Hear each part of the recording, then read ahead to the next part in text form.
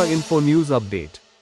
আসন্ন এডিসি নির্বাচন ও ধর্মনগরে উপনির্বাচনকে কেন্দ্র করে ত্রিপুরা প্রদেশ কংগ্রেস ভবনে এক গুরুত্বপূর্ণ বৈঠকের আয়োজন করা হয়। উপস্থিত ছিলেন কংগ্রেস দলের সভাপতি আশিস কুমার সাহা, বিধায়ক বিরজিৎ সিনহা, শব্দকুমার জমাতিয়া সহ অন্যান্যরা। সংবাদ মাধ্যমের মুখোমুখি হয়ে জানান, এডিসি নির্বাচনে কংগ্রেস দল ২৮টি আসলেই প্রার্থী দেবেন, পাশাপাশি ধর্মনগরে প্রার্থীর তালিকা চূড়ান্ত করে সংবাদ মাধ্যমের মুখোমুখি হবেন। এছাড়া সিপিআইএম দল ইচ্ছাকৃতভাবে ধর্মনগরে প্রার্থী ঘোষণা করেছেন বলে জানান। প্রস্তুতি সভা এবং আজকের এই নির্বাচনে প্রস্তুতি সভার মধ্য দিয়ে আগামী নির্বাচনের সম্ভাব্য প্রার্থী সহ আমাদের দলীয় যে নির্বাচনী রূপরেখা এটা আমরা তৈরি করতে যাচ্ছি। সমস্ত কংগ্রেস দলের সিনিয়র নেতৃত্ব, আমাদের জেলা কংগ্রেস সভাপতি, ব্লক সভাপতি, আদিবাসী কংগ্রেস নেতৃত্ব, আদিবাসী জেলা ব্লকের নেতৃবৃন্দরা এখানে উপস্থিত হয়েছেন। তাদের সকলের সমষ্টিগত যে লড়াই, এই লড়াইয়ের জন্য আজকে সংকল্প গ্রহণ করে আমরা আগামী দিন যথাসময়ে আমাদের ২৮টা আসনেই আমরা প্রতিদ্বন্দ্বিতায় যাচ্ছি, এটা আমরা ঘোষণা করছি। গতকাল বিরোধী দলনেতা জিতেন চৌধুরী বলেছেন যে পাহাড়ে নাকি ধর্মনগর বলুন বা এডিসিতে আপনাদের সেই রকম ক্ষমতা নেই, যদিও উনি বিনয়ের সাথে বলেছেন যে যদি সম্ভব হয় আপনারা ওদের সাথে সাহায্যের হাত বাড়িয়ে দিতে বিজেপিকে পরাস্ত। এখন এই নিয়ে আমাদের পরিষদীয় নেতা বিরজিৎ সিনহা মহাশয় এবং আমাদের সিডব্লিউসি মেম্বার সুদীপ বাবু প্রতিক্রিয়া দিয়েছে। তাছাড়া আমি মনে করি যে মাঠেই প্রমাণ হবে। আমাদের জনসমর্থন সারা দেশে এটা যেমন বৃদ্ধি পাচ্ছে, আদিবাসীদের জন্য যে লড়াই, এই লড়াই কংগ্রেস দল ব্যতীত সারা দেশ জুড়ে বা আমাদের রাজ্যে আমাদের যে লড়াইটা, এই লড়াইটার প্রতি মানুষ সহানুভূতি নিয়ে এগিয়ে আসবে এবং সমর্থন জানাবে।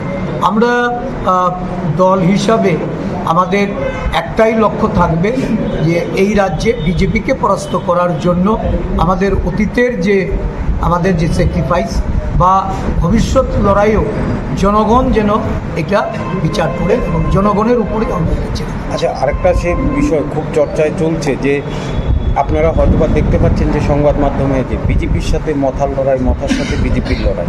এখন আপনারা মথার সাথে কি কোনো যোগাযোগে রাখবেন? মথার সাথে কি অ্যালায়েন্সে গিয়ে? আমরা ২৮টা আসনে লড়াইয়ের প্রস্তুতি নিচ্ছি। এই মুহূর্তে আমরা এই লক্ষ্যটাকে সামনে রেখেই এগোচ্ছি। আমাদের লড়াই এই রাজ্যে আদিবাসী জনগণের উন্নয়নে, আদিবাসীদের অধিকার রক্ষার্থে, তাদের ক্ষমতায়নে, যারা আদিবাসীদের নিয়ে ইমোশনাল খেলা খেলেছে, যারা আদিবাসীদের উন্নয়নের নামে অর্থ লোপাট করেছে, আমরা এই বিষয়গুলি জনসমক্ষে তুলে ধরে আমরা মানুষের সমর্থন চাই। আজকের বৈঠকটা কী নিয়ে? প্রস্তুতি সহ এডিসি নির্বাচন। ঠিক আছে, প্রার্থী তালিকা এমনিতে ধর্মনগরের কি খুব শীঘ্রই আমরা এগুলি নিয়ে আপনাদের জানাব। রাজ্যে যে পরিস্থিতি, মানুষ শাসক পার্টির পক্ষে নয় এবং কংগ্রেস এখানে জিতবে বলেই কমিউনিস্টরা অগ্রিম একটা ক্যান্ডিডেট দিয়েছে, জানে যে কংগ্রেস জিতবে, সেই জন্য তারা করেছে। অর্থ কি? কাকে জিতানোর জন্য এখানে করল? ধর্মনগর শিবটারও গত বিধানসভা নির্বাচনে কংগ্রেস দাঁড়িয়েছিল এবং আরও 3টা বাই ইলেকশন হয়েছে বিধানসভায়, সেখানে সিপিএম কন্টেস্ট করেছিল, এখানে তো আমরা ক্যান্ডিডেট করিনি। তারা জানে যে এবার কংগ্রেস জিতবে, ওঠে বিরোধীরা জিতবে, তার জন্য অগ্রিম এভাবে করছে। অর্থ কি? ভিতরে কোনো রহস্য আছে যদি, কিন্তু একটা আছে, দেখা যাক, আমরা চিচিং ভাগ করবো, সময় আছে। বিজেপি আর মথার মধ্যে যে এই যে দ্বন্দ্ব, কি বলবেন আপনি? বিজেপি মথার মধ্যে দ্বন্দ্ব, এই দ্বন্দ্বর মধ্যেই তো আমরা বেনিফিট নিতে চাই। এটা তো পলিটিক্স, তারা দ্বন্দ্ব, শাসক পার্টির মধ্যে যত দ্বন্দ্ব হবে ততই আমাদের লাভ। আর একটা বিষয় আপনি দেখা গেল যে যেদিন বিধানসভা শুরু হবে তার আগের দিন যে পরিষদীয় যে বৈঠকটা গেল, আপনিও জিতেন চৌধুরীর সাথে দেখা করেছেন, কথা বলেছেন, কি বিষয়ে?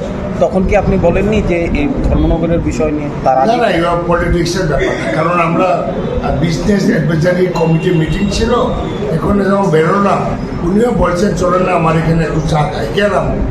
এরপরে সাংবাদিক বন্ধু যে বাইরে উঠ পেতে আছে, আমি তো জানতাম না। আমরা কোনো আলাপ হইনি।